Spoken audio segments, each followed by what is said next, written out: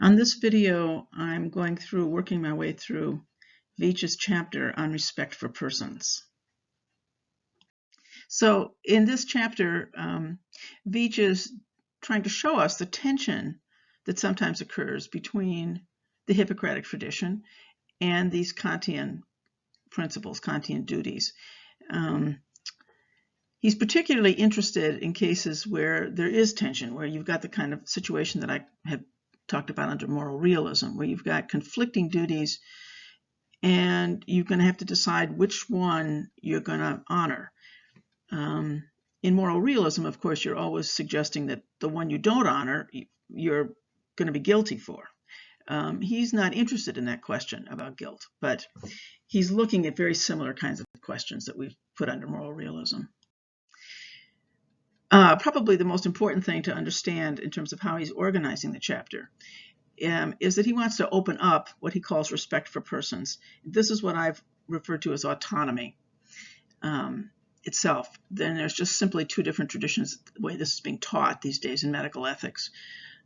His is to start with respect for persons and then make autonomy one of a variety of particular items that fit under what it means to respect a person, right? It's one of several. Whereas the other tradition, which is the way, it's not much of a tradition, but it's just another major way of thinking about medical ethics, puts autonomy at the top and talks about these same kinds of issues that he wants to talk about in a larger category underneath autonomy. It makes autonomy more important. It makes choice in this notion, the whole Kantian view, that the very first and most important thing you need to remember is that people needed to be treated as ends in themselves. And that means that they must be allowed to choose, right? That human beings should be allowed to choose. That's the critical point, and that's why autonomy is put ahead of all the rest of them in this other system. So don't be confused by things that I've said in class. We're talking about the same thing, right? So the most important thing in this chapter is to see that under respect for persons, he has three, and there are actually four because there's a fourth one, but the three he's talking about in this chapter, there's fidelity, which includes promise keeping and confidentiality. There's autonomy, which is going to include this issue of informed consent. And then there's veracity, telling the truth. All right, so those three are the three things that he wants to put under this category of respect for persons. That's become sort of the principle itself, respect for persons. There's a fourth, avoidance of killing, which he doesn't deal with in this chapter, but which we will talk about. So we're going to start with fidelity, and then a subset underneath fidelity is promise keeping, right? Confidentiality is the other one, but we'll look at. He starts with promise keeping. And remember, he has a case, I think it's case number 8, where he talks about the young doctor who's been accepted into a residency program. And just before she's about to go, she hears from the head of the residency and who tells her, well, too bad, we found somebody else that's a better fit. And his argument is that this other person who's going to take her place is better suited to caring for the patients, right? Now, hopefully by this time, you can sort of see what we're talking about here. This is a very clear-cut case where, on one hand, you have the duty he's made a promise to her, which he's breaking, right? And an awful lot of people would feel pretty strongly about that. In fact, she might even be able to take him to court, but probably not, because she probably signed some kind of a contract that had an opening for this. I'm sure that, anyway. People would feel strongly about this, that he made it doesn't seem fair at all to call her up and say you can't come. But on the other hand, the doctor is what? The person who's running this program is considering his patients. So he's got these patients, and which tradition is that from, right? That's going to come out of the Hippocratic tradition. So you've got, on one hand, promise keeping out of this rights and duties Kantian tradition. On the other hand, you've got this doctor that is taking care of his patients, is worrying about the beneficence of his patients. And one of the things that I think Veatch wants to point out here is just how strongly many people today would be really angry about this. We would feel there's something really wrong in this choice, that and there may be good reasons for this, but he's done something really wrong in breaking his promise to this young intern. So then, continuing on with fidelity, he moves on to confidentiality, which is the second subset, right? All of this goes under respect for persons. Fidelity is one of the key elements, and then under fidelity, we've got these other two, right? Promise keeping and confidentiality. So he then is going to talk about the case number 7, which was the last case in the previous chapter, the one about Dr. Brown. It's on page 58 in the Red Book, right? Brown, remember, protects the moral health of his 16-year-old patient, or that's what he thinks he's doing, by telling her father that she has asked for a prescription for contraception.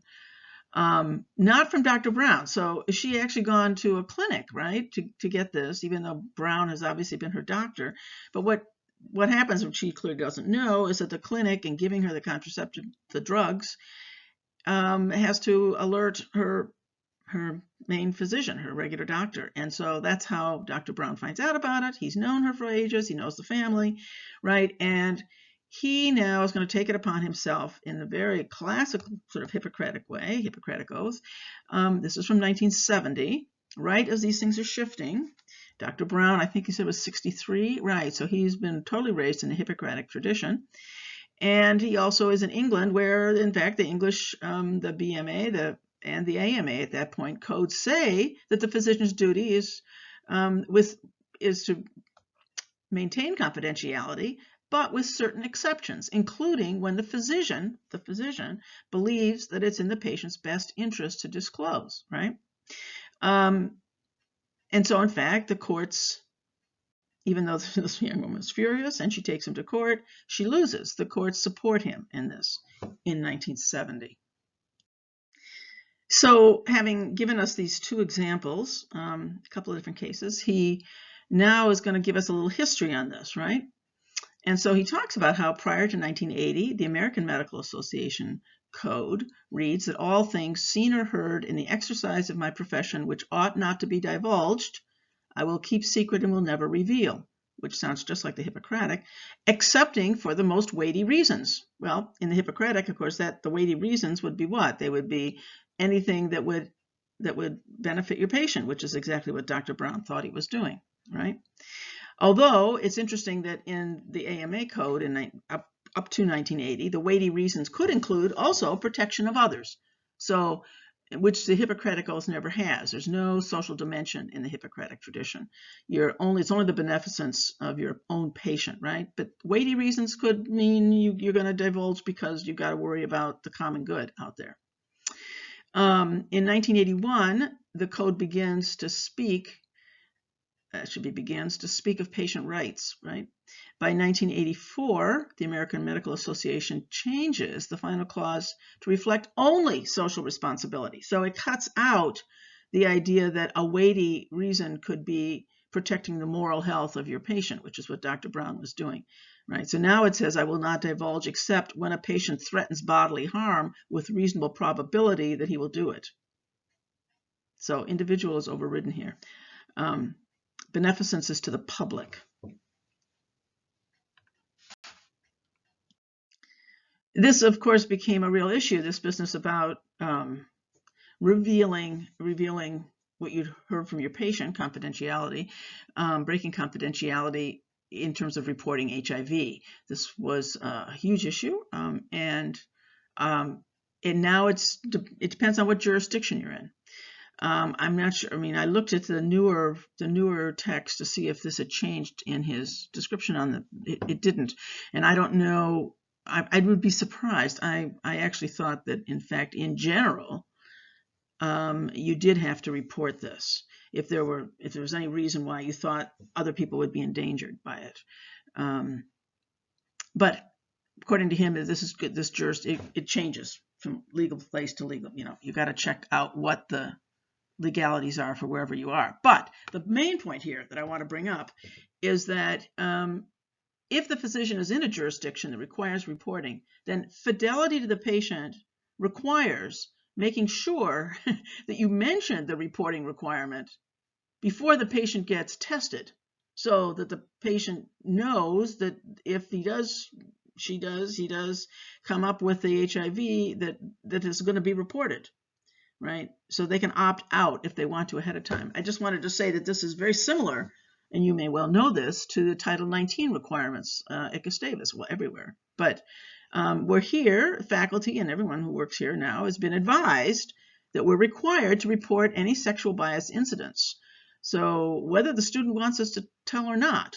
And so it's really important, as we're told all the time, that if a student comes in and starts telling you about something that's happened, you need to quickly make sure that the student understands that if they tell you about something, you're going to have to report it, whether the student wants you to or not, right? There's a bunch of other things to protect the student involved, but the reporting is required.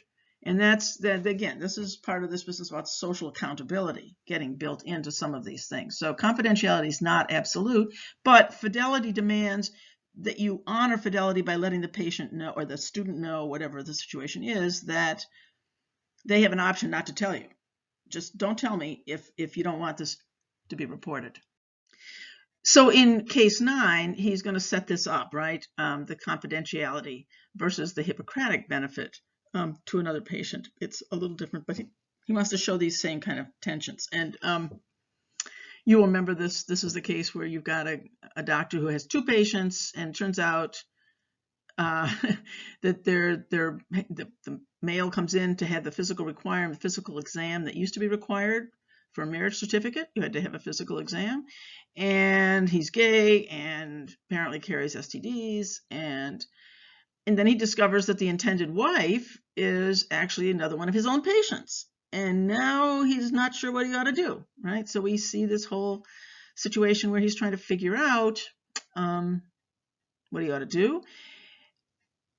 And in Veatch's point is that by leaving the patients with a presumption that they are, without letting them know that he might have to tell somebody something, that the confidentiality is not absolute, he has boxed himself into a corner here.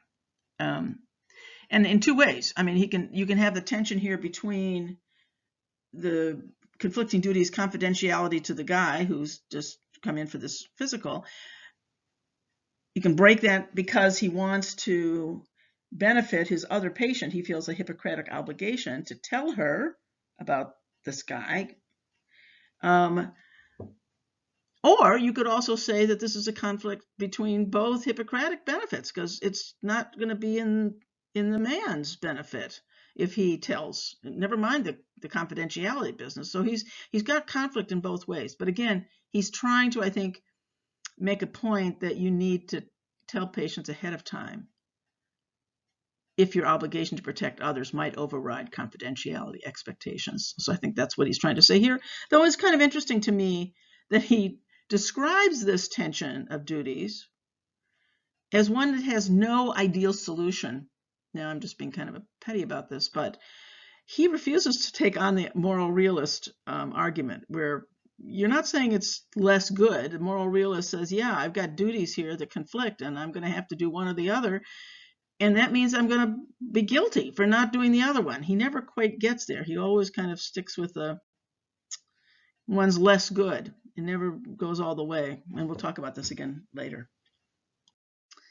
So how does Veatch arrive at the notion that a solution to this conflict that is not ideal, that's less good rather than actually wrong? How does he do that? He prioritizes deontology over consequentialism, over beneficence, duty over beneficence. But, well, he says here, once one understands the relation between duties derived from fidelity and those derived from beneficence and non-maleficence, i.e. consequentialist duties, the implications of the other principles under the rubric of respect for persons will be easy to grasp. So he's suggesting that here's a way in which these should always be prioritized. Once you get how this prioritization works, you will find that you can just always apply it. But his reasons for prioritizing these are problematic, I think, because it isn't just consequentialism. I would argue that beneficence is more than just a consequentialist calculation, right? So here's my question. Can beneficence and non-maleficence be reduced to mere consequentialism? Is the Hippocratic notion of the virtue of the doctor nothing but a consequentialist rendering? Isn't there a deontological duty implicit in caring? Consider the care ethic, which Veatch has himself introduced, but now seems to be failing to incorporate into this discussion. Care is more than quantifiable benefit. It's more than counting up how many ice cream cones you got compared to the other guy. It's more than just a kind of just distribution. Care is caring about. It's standing with, affirming the reality of another being, another person. It precedes much of what we might consider beneficence, and maybe not every kind of beneficence, but a lot of things that we think of as benefit relate to having some kind of empathic identity with the person that you're trying to benefit.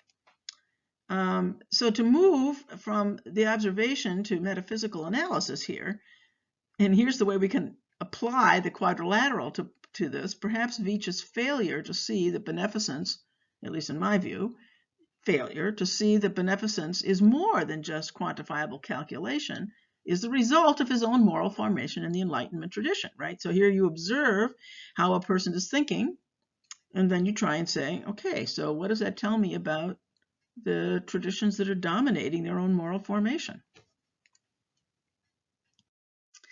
So now I want to just bring this back around to where we started, the way he's organized the chapter. Remember, this chapter is about respect for persons, and he's got 3 items under respect for persons: fidelity, autonomy, and truth-telling, right? And under each of those, he's got some other subset items. So that under fidelity that we just finished looking at, he's got promise-keeping and confidentiality.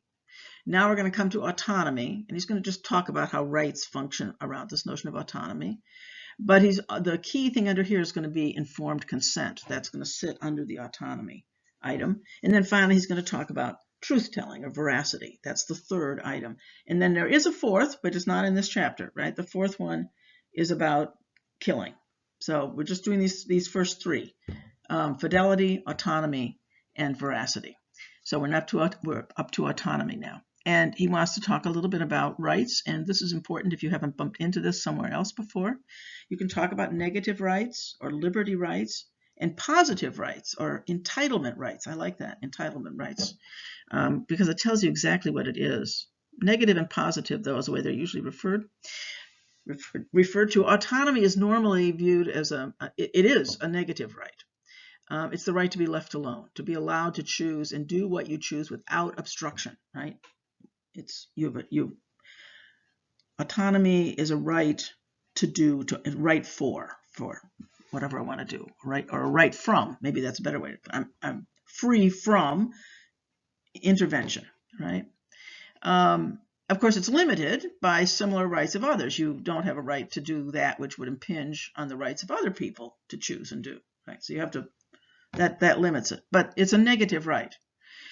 Importantly, positive rights or entitlement rights are quite different. You're not just getting non-interference, but you have a right to access. You have a right to have it, right? If we have a right to health care, that means we ought to have health care, right? We're supposed to get it. There's a duty to provide it. Negative rights don't have duties in the same way. The only duty is not to interfere. But the duty to supply something goes with entitlement rights or positive rights. In abortion, for example, the Roe v. Wade decision provides negative rights to abortions if you can find someone who's willing to provide it. But Roe v. Wade does not guarantee access, which is why states have been allowed to close clinics so that, for women who choose to abort are left without access to the operation. But that's legal because it's not a positive right. This is also kind of interestingly, it works with euthanasia as well, right? Historically, it used to be considered not just immoral, but illegal to kill yourself. So when somebody committed suicide, their family was informed that they'd done an illegal thing. That got changed some time ago. And so after that, there was a negative right to kill yourself. That is, nobody was going to interfere with you. You can kill yourself. It's not illegal. But the whole question about euthanasia is about turning this into a positive right, right? Is the state going to take up the task of making this accessible, of promising that this is going to be there for you. So you not only have the right to do it in terms of negative rights, nobody's going to say you did anything wrong, but we're going to make it possible for you to do it as well. You're going to have access. So remember that the item that goes under autonomy in terms of medical ethics is informed consent. Right. So we have another little, we've talked about rights, and now I want to talk a little bit about therapeutic privilege. Because therapeutic privilege, in some sense, gets in the way of informed consent. It messes with the information. So can doctors choose to withhold information where this is understood to be in the patient's best interest? And he's got cases 10 and 11 as examples of this.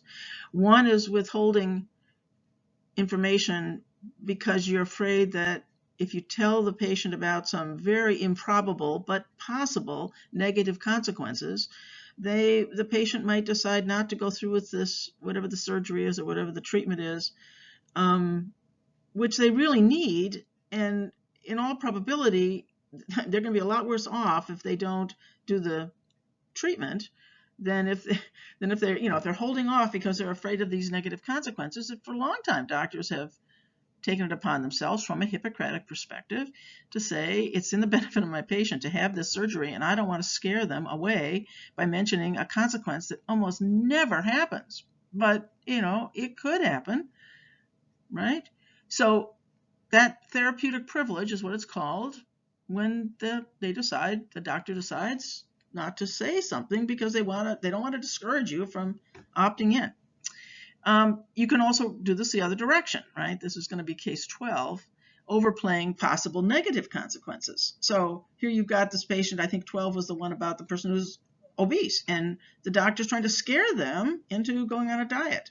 So you're going to overplay what the potential consequences are of the obesity in the hope that you'll persuade your patient to take this more seriously. In neither case are you being entirely honest. In fact, you're not being honest really at all. You're being dishonest. But in each case, these are therapeutic privileges understood under this notion of the Hippocratic beneficence that have been around for a long time and are now changing. So we finally get to the question of how much information do you have to have informed consent?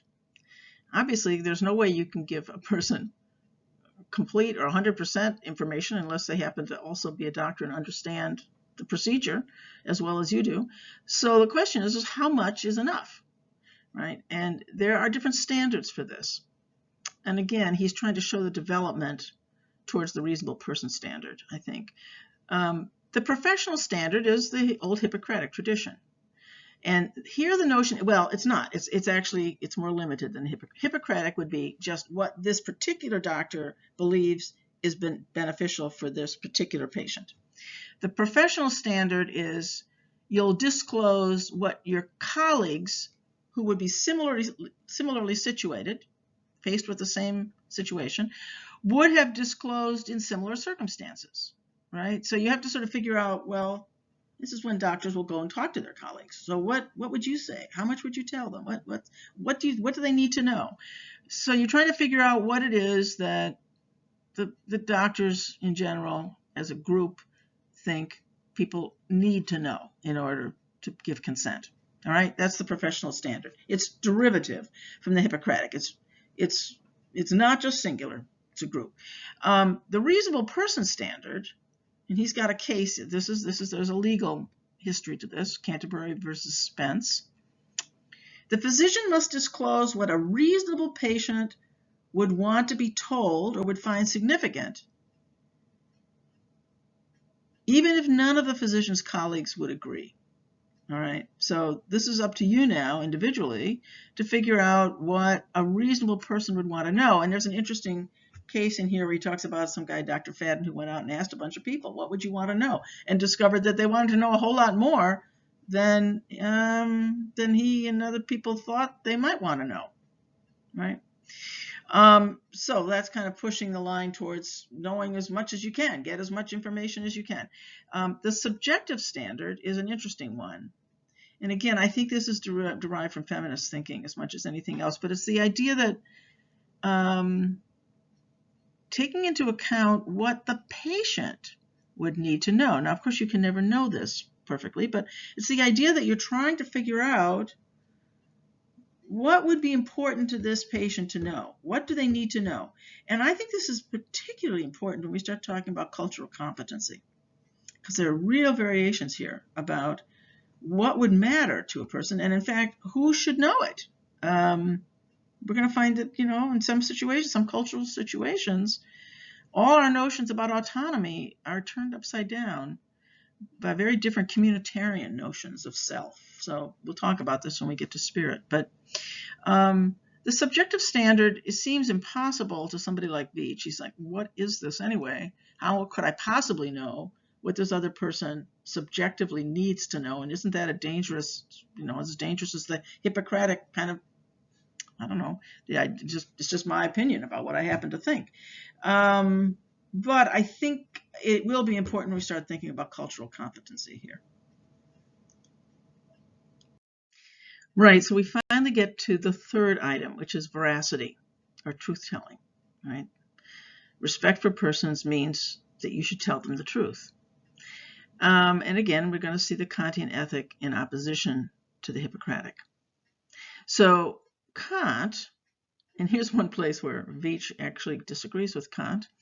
Kant, on the supposed right to lie from altruistic motives. This is an essay he wrote, in which he says, to be truthful or honest in all declarations is therefore a sacred, and absolutely commanding decree of reason, limited by no expediency. That means no consequences, no situation would make it okay to lie. This is the absolutist position on this. Kant argues that respect for autonomy means that the deontological evil of lying is absolute. It's everywhere and always wrong to lie. Remember that. That goes with deontology. Something's everywhere and always wrong, in this case to lie, no matter what the situation is, no matter what the consequences would be. Now, that doesn't mean that there might not be cases where you would decide to do it anyway. Here's the moral realist move, right? So Veatch says, not everyone, in fact, very few people would take Kant's position on this, not everyone who believes lying to be wrong takes as rigid a stand as Immanuel Kant. So not everybody's an absolutist. Some people are going to say, I'm going to make an exception to my rule here. I'm going to make an exception and do the thing that I know is wrong. Most can imagine a situation that's so extreme in terms of the consequences that the only plausible course of action would be to lie. Now, the only plausible course, well, maybe in some circumstances, though these are usually debatable, I should say. But note that while Veatch is no longer, he no doubt is correct that there are situations that would morally require one to lie. These are precisely the situations in which one must also logically move to moral realism, because if they're morally required to lie on one hand, they're morally required not to lie on the other. If in fact lying, if he really believes Kant, then there really are some duties that are absolute. So you may do them, but you are still guilty for doing them. That you're wrong. They're wrong. It's wrong to do it. And he just won't accept it, right? There's actual guilt acquired. If you say it's everywhere and always wrong, it doesn't matter. The situation doesn't make it okay. It's still wrong. So there's a kind of logical fallacy in all this. It's like he likes Kant a lot, but he doesn't really want to take Kant all that seriously. And that actually gets me straight to this, my critique of this. So when you're reading an article, part of the Enlightenment tradition is to bring your own reason to bear, sort of think about this critically. So here's my critical response to this. I'm not criticizing it. It means that I think there's a kind of a logical fallacy at work here. On page 70-71, Veatch very clearly adopts the view that our cultural valuing of individualism and autonomy, the Kantian ethic, is something that's socially, historically, and culturally constructed. He tells us the history of how it's developed on those 2 pages. He's not saying it's true. He's saying it's historically constructed, socially constructed. Kant, on the other hand, grounds his understanding of the categorical imperative And the absolute duty that emerges from this to honor human beings as ends in themselves, this depends on a prior belief that this kind of behavior is required of us by the Creator and the creation that we observe. Justice is not something socially constructed, but it is the justice of the Creator itself. The categorical imperative is ultimately the divine law, as this has been hardwired into creation in Kant's view. So the author of creation reveals the laws of creation to us via our rational ability to discern them from what we observe to be true about the creation, such as the human ability to be rationally self-determining, something we can see. So that tells us something about what we ought to do. That's Kant's argument, that we can figure out from reason that we ought to honor certain things, that we ought to, that it's everywhere and always wrong not to do that, right? Veatch's acceptance of the social construction theory behind the Kantian ethic, however, undermines the ultimate authority that Veatch attributes to the Kantian view, when he concludes that the rule for prioritizing duties is to always prioritize the Kantian duties or principles over the Hippocratic consequentialism or beneficence understood as a kind of utilitarian calculation, as he does. Right? Remember I said that before, that he has this idea that once you understand that you always put the principles, the Kantian principles first, if you have, before you start talking about beneficence, because he's rejecting that Hippocratic tradition. Once you get that, you won't have so much trouble. You'll be able to figure out how to work these things out. But the very reason that you would want to prioritize, that you would feel you ought to prioritize the Kantian ethic, would be precisely because you believed it was true, right?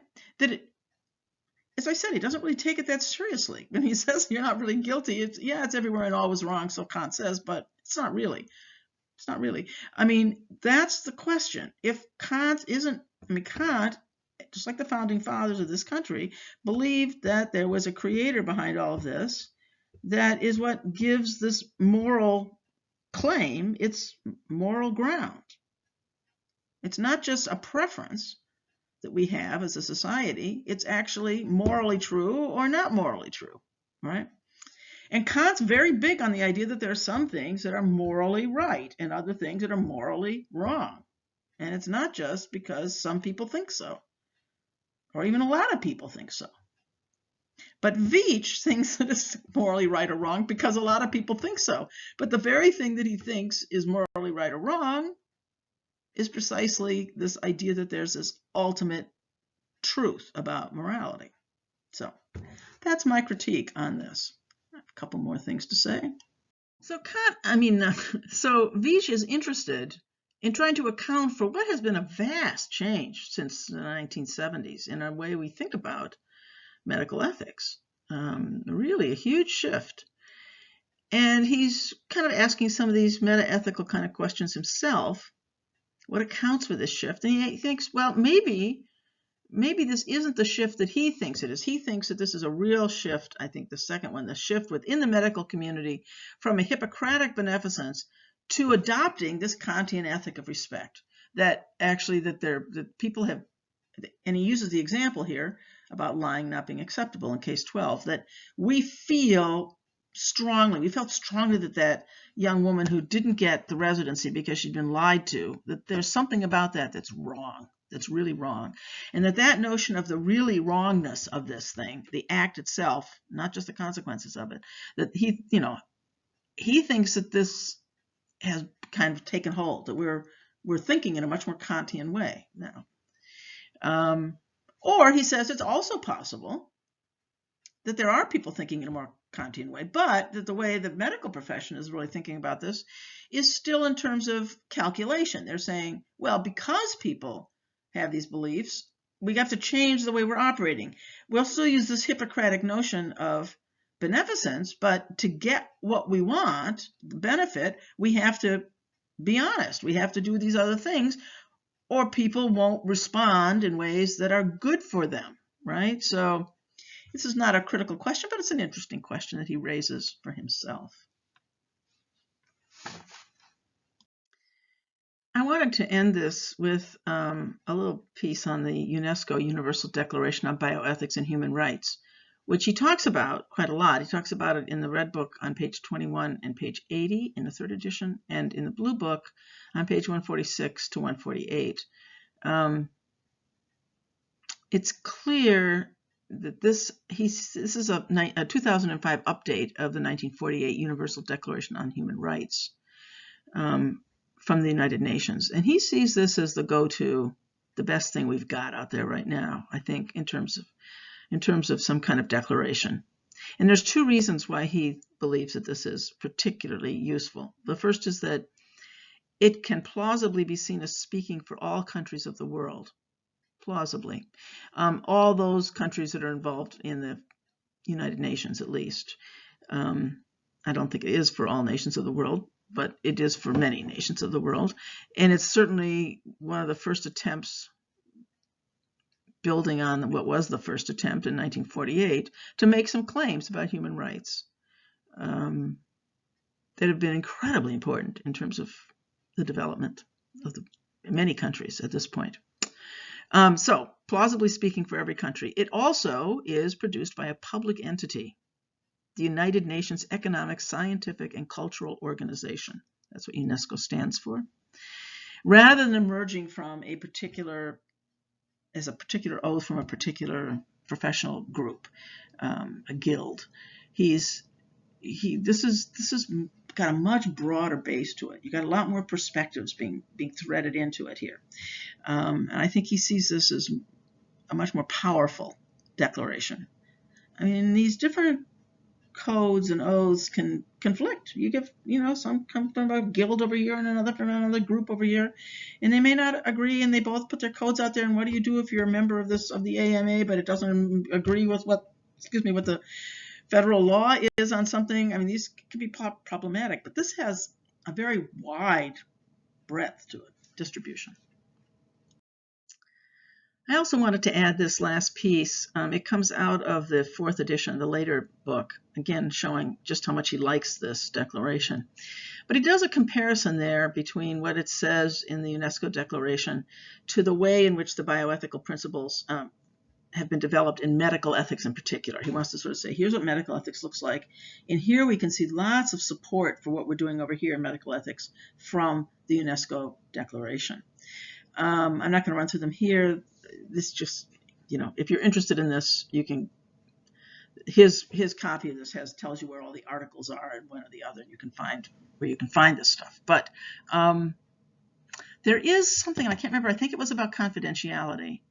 And he talks about it in the chapter in the Red Book that he doesn't like, but it's the only thing he really disagrees with. It's the UNESCO Declaration on this count. I think the problem is that it says 2 different things, and it's not clear, really clear what it's saying. He really wants there to be no loopholes at all, no openings for confidentiality. He thinks, I think, pretty much confidentiality should be absolute. The UNESCO thing seems to say that on one hand, but it also seems to open a door on the other hand. And that's the only place, but you may notice that in the chapter. All right, so that's it for this chapter.